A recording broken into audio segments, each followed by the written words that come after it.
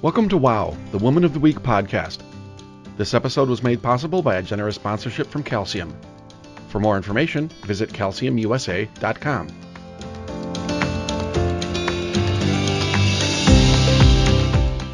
In this episode, Taryn Grome, Editor-in-Chief of Pharma Voice magazine, meets with Lourdes Felix, CEO, Chief Financial Officer, and Director, BioCorRx, Inc.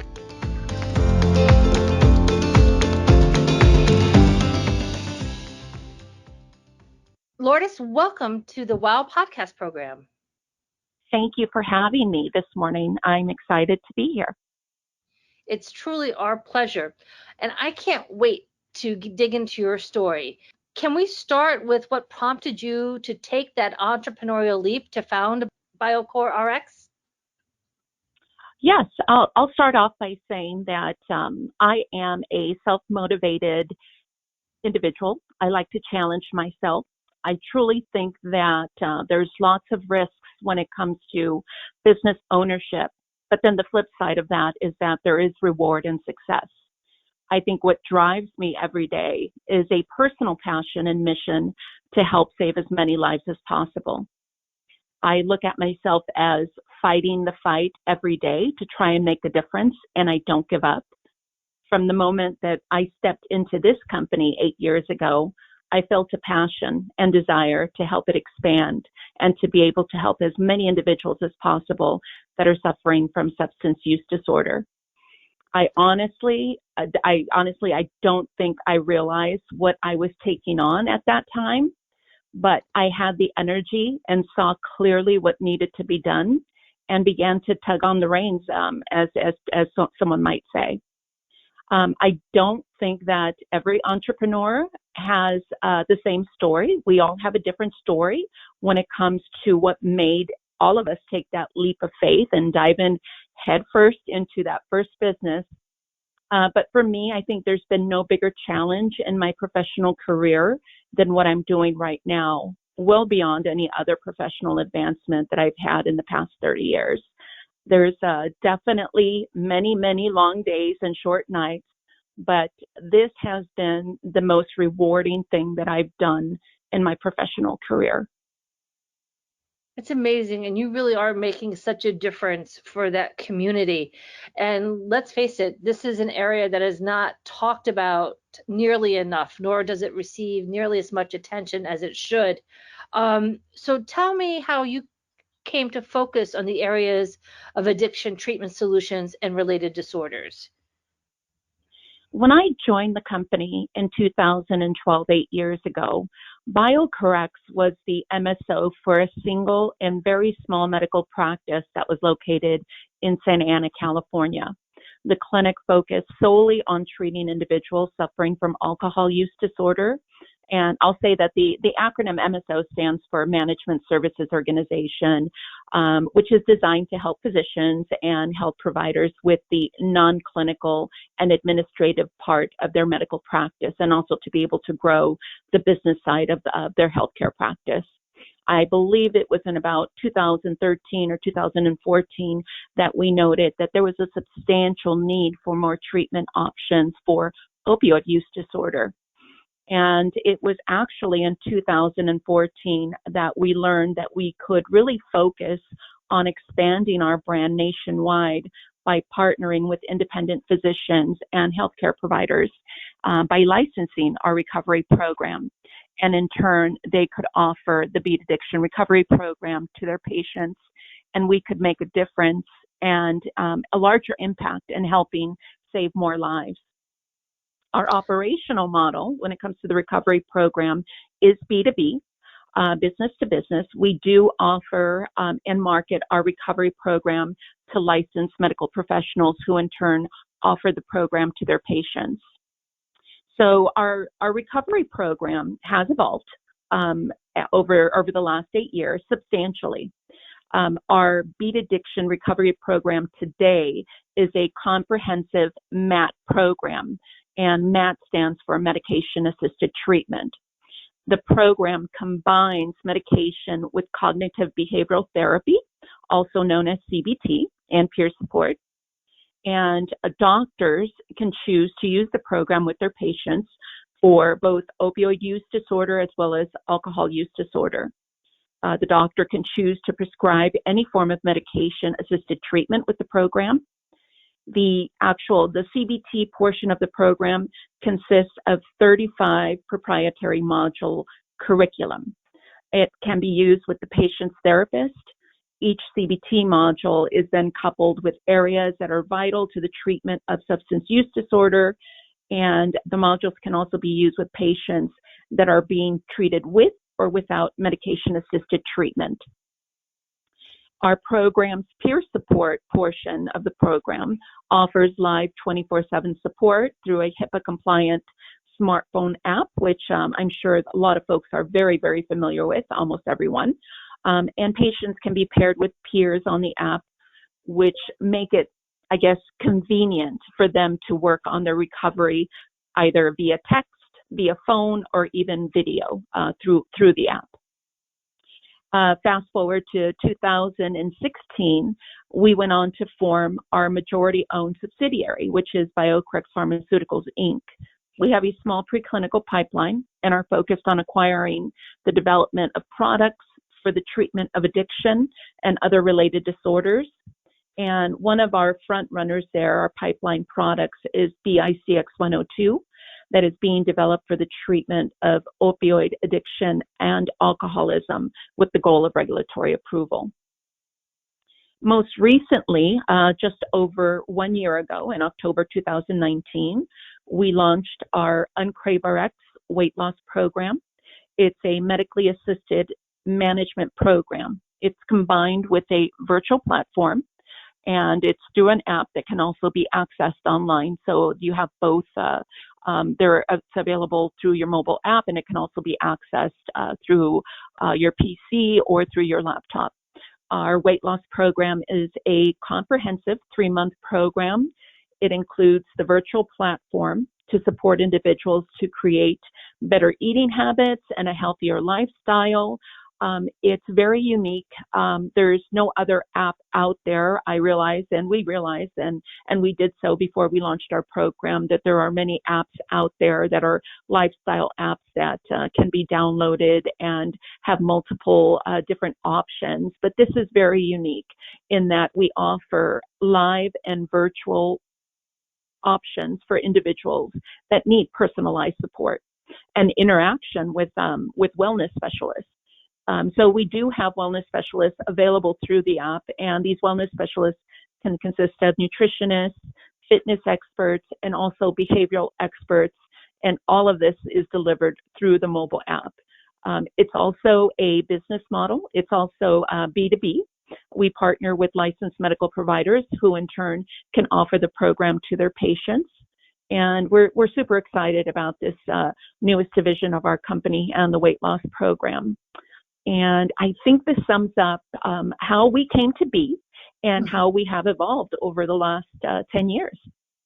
That's fascinating. And obviously you're addressing some really critical areas in our public health situation: opioid addiction, weight loss to counter obesity, alcoholism, and you're mixing both a therapeutic as well as a digital tool, which seems to be really the vision for the future for many drugs, and especially in that opioid space, which is so critical right now as we continue to see the devastating effects of opioid addiction on our population. Tell me what you're seeing in the market. Are you seeing improvements? Is there a reason to be optimistic as we look forward? That is actually such a great question, and it's a question that I truly wish more media outlets would cover. There's more and more research coming out every day currently on the opioid epidemic, and it is worsening, but it's kind of being overshadowed by our current pandemic, COVID-19.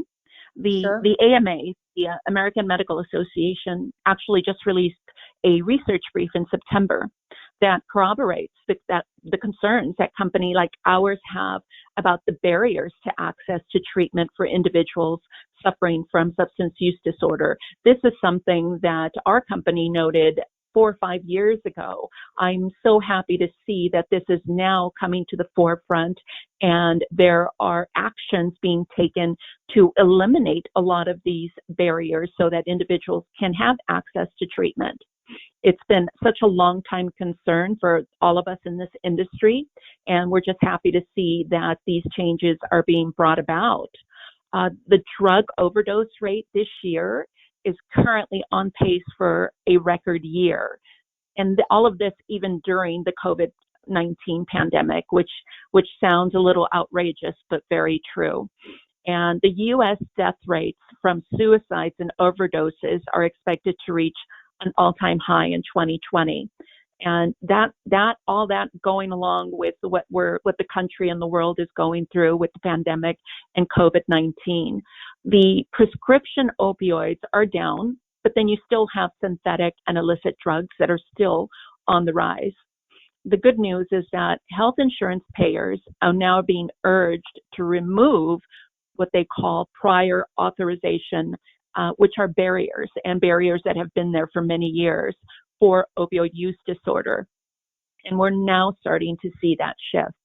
I feel that the opioid package, which is the support act that was signed into law in 2018, has actually strengthened and expanded access to treatment for individuals suffering from substance use disorder.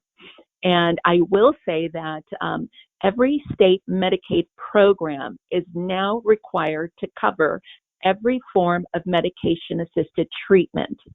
Before the Support Act was signed into law in 2018, there were still 13 states out there that were not yet covering all forms of MAT, which I just find alarming. I feel that this will continue to improve, and I think that we will soon hear and see that more payers are removing these barriers, and that individuals that are seeking treatment are going to be able to get in and get treatment right away. That is encouraging. I mean, the numbers that you're talking about are devastating, but it's good to hear that there are some positives in terms of removing, as you said, some of those barriers. What do you think is still one of the biggest remaining barriers to be able to assist these individuals who so desperately need help? We need to get them into treatment. There's so many individuals out there that I think the stigma is that instilled that this is something that an individual can wake up in the morning and can decide not to do that anymore. It's a disease, and we need to help these individuals. The first step and the gold standard is medication-assisted treatment, and then we need to get them behavioral support. All of this has changed substantially in the last couple of years as far as what I just mentioned and access to treatment. So it's not just the medication, it's actual treatment that includes medication, therapy, and support. All of that, all inclusive. So I think we're well on our way into being able to get more individuals into treatment on their way into recovery. That's great. And that is some positive news as well. So as we look forward to the next few years, do you think the United States in particular has the capacity to expand the treatment options that are going to be needed for these folks? You know, I've been in this industry for the last 9 years, let's say, and there are doctors, addictionologists, treatment centers that are all readily available to treat these individuals. I know that the big barrier is what I just mentioned, which I know why there is such a push now for to remove these barriers for access for treatment. But I think that going into the next 12 to 24 months will give us a better picture of what's to come. But I definitely do feel that there are doctors out there that are dedicating their lives to helping these individuals. So, hopefully the government will continue to help on their part to be able to get these individuals paid treatment through commercial payers, through through the government payers and remove the barriers and the pre-certification and prior authorization that they're requiring right now. A lot of these individuals, when they go and seek treatment and they have their payers that require a prior authorization or, pre-certification, you lose them. When you have someone that walks into your clinic that is seeking help and you say, well, come back next week or come back in 2 weeks when we get authorization from your insurance provider, you've already lost them. When they're willing to step into your medical practice and ask for help, that's the time to give them help. Agreed. And I'd be hard pressed to think that there's anybody who's listening to this podcast who hasn't been personally affected or knows somebody who hasn't been impacted by the loss of life to addiction, because it is so prevalent in our society. So kudos to you and your team for doing such great work in moving the needle forward and removing some of these barriers so that the people who really need the help can get the help they need. So very grateful to you for that. To switch lanes a little bit, I also know that you've been very instrumental in procuring capital for the company, as well as completing multi-dollar equity financing and working with some big investment banks. Talk to me about this experience, because when you go to look at how money is raised for typical pharmaceuticals, is it any different than raising money for what you're doing? Yes and no. I think it depends on the audience. I think it depends on the investors. It is difficult. I'm not going to say that it's not. It hasn't been easy. And I think that my biggest learning from this process in particular is that we're told no very, very often when we go out to raise capital. And I would have to say that in my personal experience during the last 8 years, whenever I've walked into a room of investors, private investors or retail investors, I've probably been the only female in the room about 90% of the time. And yeah, so, but you know what, on the flip side of that, we have been very fortunate. Our company has been very fortunate to meet investors that believe in the societal impact of our business. And these investors do continue to be by our side, and they actually work by our side every day.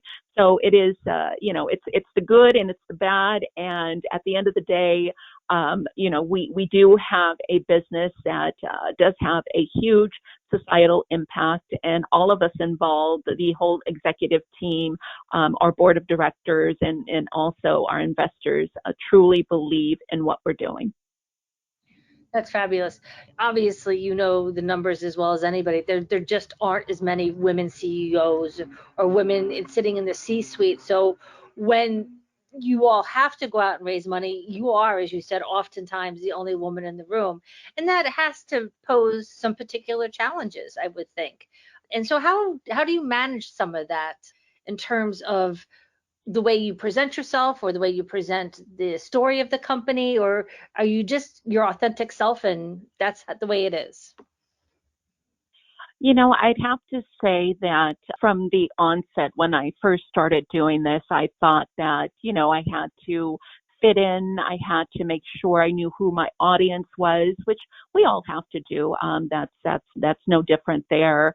But, I think as I continued in the process, it was just second nature, and I was just myself. And, as a female, I always note in the room who's really paying attention and who's not. And that's something that I think everyone encounters, whether you're male or female. It's just the nature of the beast. But again, it's something that we've had to do from the onset, and it's something that we continue to do. So, I just continue to do what I do.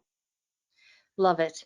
You also represent another underrepresented demographic, if you will, in the C-suite, and that's of Hispanic women. Do you feel a particular sense of responsibility as a role model? Oh boy, I honestly don't feel like a role model, and I don't look at myself as that. I know that I am an underrepresented minority and have always felt that I don't always fit in, but I feel an enormous sense of accomplishment. I am an executive that's always been focused on the end result and not necessarily individual accomplishments. That's just who I am. And I really truly hope I can inspire other female entrepreneurs and show what Hispanic women can achieve. Well, to me, that sounds like the definition of a role model. So I think you need to start thinking about yourself that way, personally. So, kudos to you for stepping up and stepping out and being a shining example. Tell me a little bit about your leadership style. How would you describe yourself as a leader? Well, I would say that I'm a leader that has a vision and someone that can passionately communicate and motivate others to be part of that vision by creating a culture of inclusion with commitment and leadership that recognizes the value of everyone's voice, their life experiences, and their expertise. I want to be a CEO that creates a supportive team who will all support each other. That's my goal. Fantastic. And what do you feel some of the biggest challenges you face right now as a leader are? I know everybody's struggling with the pandemic and figuring out that work-life balance at home. So tell me about where you are. I think you just said it in 4 words. I would have to highlight and say that the business disruptions caused by COVID-19 is forcing us and all companies to adjust in different ways.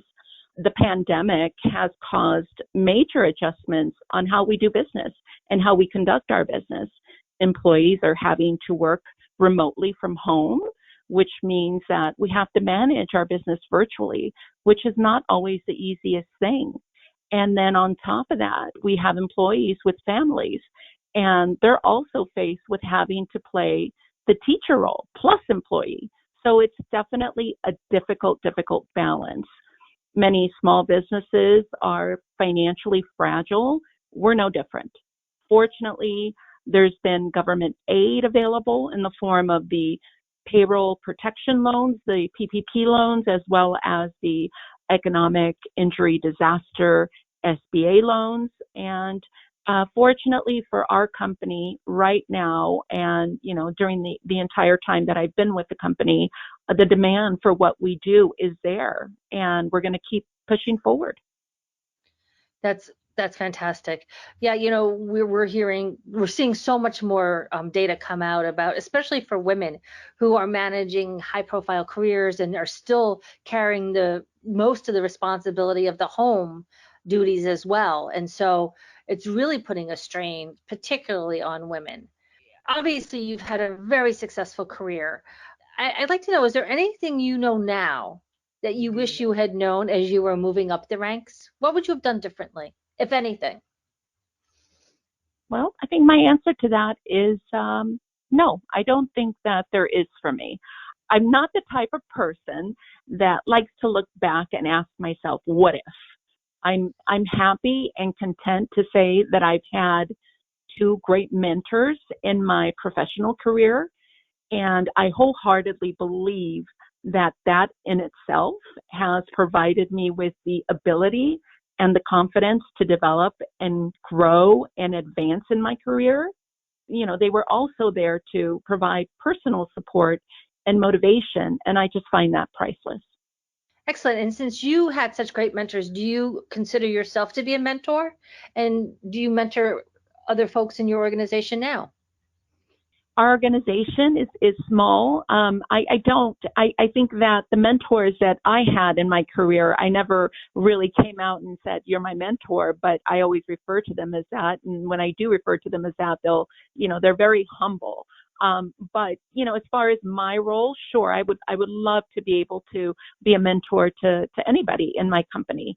But we are a small company, and hopefully I will be able to fit that role to someone eventually, and maybe soon. Excellent. And finally, we asked this question of all of our WOW podcast folks. Tell me about an accomplishment or a WOW moment that either shaped your career or changed the trajectory of your career. Well, to start, I have to say that I am an introvert. I've never been one to seek the spotlight, but the wow moment that has shaped my career, and I don't really want to look at this as past tense. I'm going to say that this continues to shape my career. It is a look back at my humble beginnings. I am a 52-year-old first generation American Hispanic female that grew up in a house with 10 people, mom and dad and 7 siblings, with many, many obstacles growing up in an inner city and parents who didn't speak the language when they immigrated to the United States and not always earned enough money to provide for the family. I look back at that and look at myself and where I am now. And this is my ongoing wow moment every day that I wake up. It's amazing. May I ask, are your parents still alive? They are, yes, yes. My mom is 79 years old and my dad is 80 years old, yes. And how fantastically proud are they of you? They are. They have been so encouraging from the get-go, and coming to this country, having 8 children, and really, my dad always, conveyed to his daughters that this is the land of opportunity. If you really work, you can make it happen. So, I carry that with me every day. Well, thank you so much for sharing such a personal side, because I just got goosebumps and I got all choked up when you were talking about your family and your parents. And I think that's what this was what this part of this program is all about, is really getting to that human side of the people who are really making an impact in the industry. And everybody comes from somewhere. And while your beginnings might have been humble, you've really achieved such wonderful things in your career and your life. So congratulations. And thank you again for part of our WOW podcast program. And thank you for doing such important work on behalf of patients and the industry. My pleasure. Thank you so much for having me and allowing me to share our company and what we do, and we will continue to fight the fight. That sounds great, Lourdes. I wish you continued great success. Thank you so much. Thank you for listening to this episode of WOW, the Woman of the Week podcast. And thanks to Calcium for making this episode possible. For more information, visit calciumusa.com. And don't forget to check out our other episodes of WOW at pharmavoice.com/wow. This 2020 program is copyrighted by PharmaLinks LLC.